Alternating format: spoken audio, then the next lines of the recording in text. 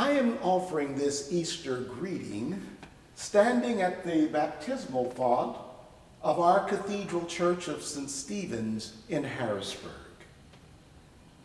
I have chosen to stand at this font because it reminds us that our sense of celebration begins with our being transformed and remembering how God transforms us. And that happens with baptism. I want you to think about what it means when you bring that child and you offer that child to the priest. And suddenly that child that is anxious and uncertain about what's going to happen is placed into the hands and trust of one who then pours water over the infant or the child, often causing them to cry and be anxious. And there's a little twinge inside of us that wants to reach in and perhaps rescue them, and yet we know that it is our faith that says this child is being offered to God by the instruction of Christ that they be baptized, and baptized in faith. And so we allow that vulnerability to begin in that infant's life, even as we stand in prayerful support. Or some of us who have been baptized as adults.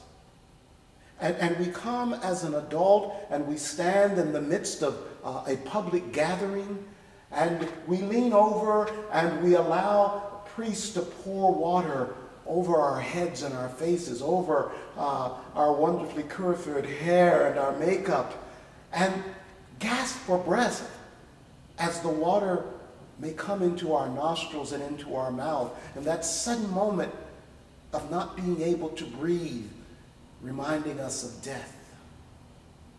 In each instance, our faith says something sacramental has happened. We are being changed.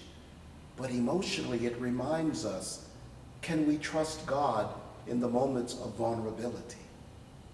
And so this wonderful text from Colossians, we read, when you were buried with Christ in baptism, you were also raised with him through faith in the power of God who raised Jesus from the dead.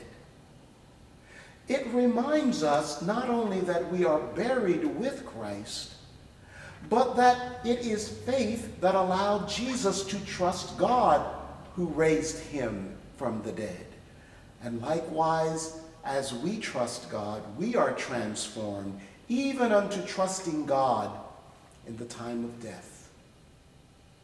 I want to share a story with you about a young man that I met in an airport about 4 years ago.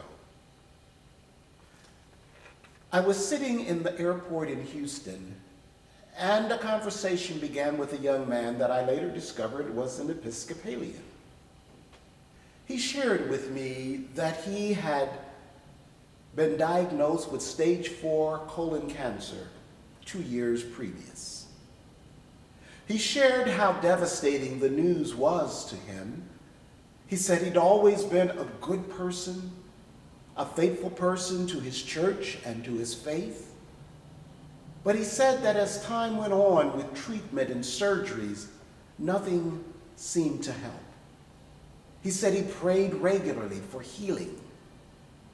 And then one day as he was praying for healing, he said something spoke to him and said, "Don't pray for healing, pray for faith.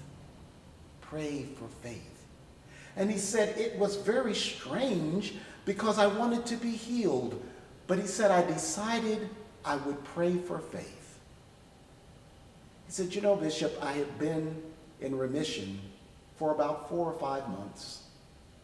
And I don't know if the cancer will return or whether I will truly be a survivor. But you know, I've been changed.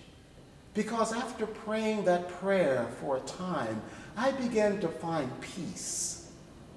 You know, when the priest stands at the end of the service and says, "The peace of God which passes all understanding"? Well, Bishop, I understand that now. because I just feel that if my cancer comes back, I'm in God's hands. If it continues and I die, I'm in God's hands. I don't worry anymore. I'm at peace. I've been changed. That's the story of our trusting the God who transforms us, not only in faith to trust him for death and resurrection, but who transforms us to be witnesses of his love in the world, to be those examples that baptized Christians are those called to be a witness that God is trustworthy. So hear the words once again. When you were buried with Christ in baptism, you were also raised with him through faith in the power of God, who raised Jesus from the dead. May this Easter be a time of deepening trust in God to raise us from spiritual death into eternal life.